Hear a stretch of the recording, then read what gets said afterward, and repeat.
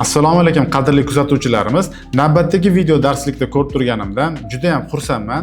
Bugun yana ham muhim mavzulardan biri haqida gaplashamiz va bu mavzu kredit tarixini olish yo'llari va unda mavjud ma'lumotlar tahlilini sizlar bilan birgalikda batafsil ko'rib chiqamiz. Va bevosita mavzuga o'tishdan oldin sizlardan bir narsani so'rab qolgan bo'lardim. Kanalimizda rivojlanishi uchun va unda chiqayotgan videolarni yana ham ko'pchilik auditoriya tomosha qilish uchun albatta videoga like bosib, kanalimizga obuna bo'lib, videoni izohlarida faol bo'lishingizni so'rab qolardim. Agar kanalimizga obuna bo'lgan bo'lsangiz, demak bevosita mavzuga o'tamiz va bugun nimalarni ko'rib chiqishimiz haqida reja bilan sizlarni tanishtirib o'taman. Demak, bugun kredit tarixini onlayn va offlayn olish yo'llari, kredit tarixini onlayn olishda qanaqa narx belgilanganligi, MyGo portali orqali kredit tarixini olish yo'lini batafsil qadamma-qadam ko'rib chiqamiz va batafsil kredit tarix hisobotida mavjud 10 ta bo'limdagi ma'lumotlarni birgalikda tahlil qilamiz va har doimgidek video darslikning so'ngida qisqa xulosa qilib darsligimizga yakun yasaymiz. Demak, kredit tarixini onlayn olish yo'llari qanaqa yo'llari bor deyiladigan bo'lsa, ushbu slaydda ko'rib turibdiki, jismoniy shaxslar bevosita Infokredit portali orqali, MyGo portali orqali va Infokredit portaliga onlayn murojaat qilish orqali hamda pochta xizmati orqali murojaat qilish orqali kredit tarixi haqidagi ma'lumotlarni olishi mumkin.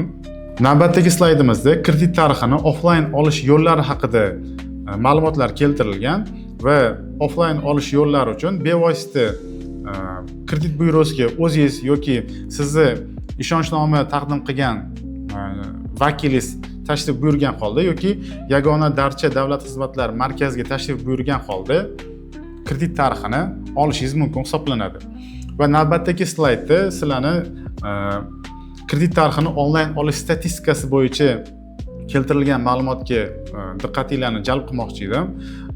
2024-yil 1-yanvardan 2025-yil 31-martga qadar kredit tarixini olish xizmatidan foydalanishlar soni deyarli 1 million 300 mingtagacha yetgan. Va bundan MyGo portali orqali 758 mingdan ortiq va mobil ilova orqali 511 mingdan ortiq jismoniy shaxslar o'zini kredit tarixini olish bo'yicha murojaat qilishgan. Bu juda ham zo'r natija. Bundan ko'rinib turibdiki, fuqarolarimizda moliyaviy savodxonlik darajasi ancha o'sib boryapti va ular o'zlarining kredit tarixlariga befarq bo'lmagan holda kredit tarixlari bo'yicha ma'lumotlarni olib, demak, tahlil qilishga o'tishmoqda va bu ko'rsatkich yildan yilga ortib bormoqda. Demak, navbatdagi slaydimizda kredit tarixini onlayn olish xizmatiga qancha bugungi kunda narx belgilanganligi ko'rsatib o'tilgan. Demak, Infokredit portali orqali 15 ming so'mga, MyGo portali orqali 13.500 so'mga, Xazna mobil ilovasi orqali 15 ming so'mga va KTM mobil ilovasi orqali kredit tarixingizni 15 ming so'mga olib, batafsil tanishib chiqishingiz mumkin. Demak, kredit tarixini MyGo portali orqali olishni qadamma-qadam sizlar bilan birgalikda ko'rib chiqamiz. Birinchi navbatda MyGo portalida OneID tizimi orqali ro'yxatdan o'tib olasiz va keyin portalning asosiy ekranida sohalar va iqtisodiyot, biznes va tijorat bo'limidan kredit tarixini olish xizmatini tanlaysiz. Slaydda o'ng tarafda entagida ko'rsatib qo'yganmiz, ajratib. Undan keyin ochilgan oynadan xizmatdan foydalanish tugmasini bosamiz. Keyingi qadamda oferta bilan tanishib chiqamiz va keyingisi degan tugmani bosamiz. Ochilgan oynadan belgilangan ma'lumotlarni to'ldirib chiqamiz. Bu yerda shaxsiy ma'lumotlarimiz keltirilgan. Bularni to'ldirib, keyingisiga bosamiz va ochilgan oynadan o'zimiz haqidagi ma'lumotlarni yana bir marta tekshiruvdan o'tkazamiz va hammasi to'g'ri bo'ladigan bo'lsa, yuborish tugmasini bosamiz. Keyingi slaydda xizmat uchun to'lovga amalga oshirish bo'yicha ma'lumot chiqadi va bu yerda bizda bir nechta yo'l mavjud. Xohlasangiz shu MyGo portali orqali to'lovni amalga oshirishingiz mumkin yoki to'lov servislari orqali xizmat uchun to'lovni amalga oshirishingiz mumkin bo'ladi. Va to'lovni amalga oshirganingizdan keyin ariza qabul qilinadi va qisqa fursatda sizga kredit tarixingiz bo'yicha ma'lumot taqdim qilinadi. Demak, eng muhim slaydlardan, ma'lumotlardan biriga o'tadigan bo'lsak, kredit tarixida qanaqa ma'lumotlar bor? Batafsil kredit tarixi haqidagi hisobot o'zida 10 ta bo'limdan iborat bo'ladi va hozir sizlar bilan birgalikda barcha 10 ta bo'limni batafsil ko'rib chiqamiz. Demak, kredit tarixining birinchi bo'limida kredit tarixi egasi haqida shaxsiy ma'lumotlar keltirilgan bo'ladi.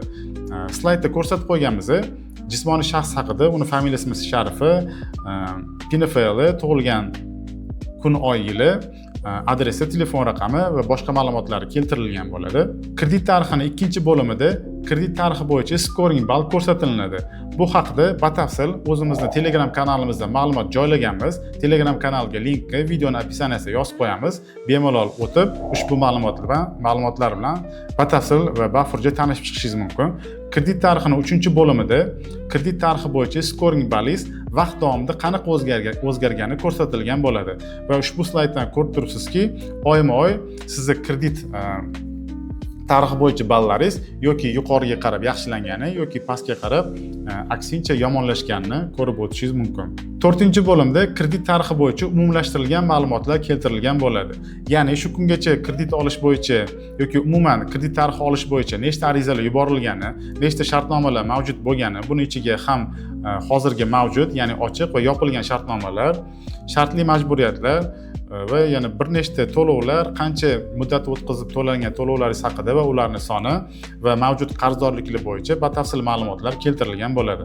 5-bo'limda hozirda qanday qarzdorliklaringiz borligini ko'rish mumkin va ushbu slayddan ko'rishimiz mumkinki, Milliy bank Uchtepa filialida ushbu kredit axborot subyektini 36.950 ming so'm umumiy qarz qoldig'i mavjud va bundan 6,5 million so'mi muddati o'tgan qismi hisoblanishi haqida ma'lumotni ko'rishimiz mumkin.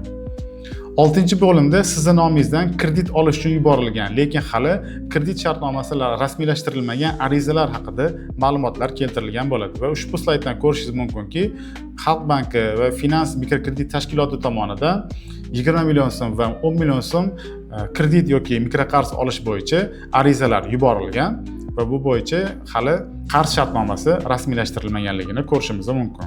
Demak, 7-bo'lim bu eng muhim qism hisoblanib, unda rasmiylashtirilgan barcha kredit shartnomalari haqida batafsil ma'lumotlar berilgan bo'ladi. Ya'ni qaysi tashkilotdan qancha summa qarz olinganligi, hozirgi qoldiq, muddat o'tgan qarzdorliklar summasi va soni bo'yicha va yana boshqa ma'lumotlar keltirilgan bo'ladi. Va navbatdagi slaydda bu o'z aksini topgan. Ushbu holatda Milliy bank Uchtepa filialida 75 million 500 ming so'm miqdorida kredit olingan va bugungi kunda 36 million 950 ming so'm miqdorida umumiy qarz qoldig'i qolgan va bu bo'yicha muddati o'tgan asosiy qarz 5 million so'm va muddati o'tgan foiz summasi 1,5 million so'mni tashkil qilishini ko'rishimiz mumkin.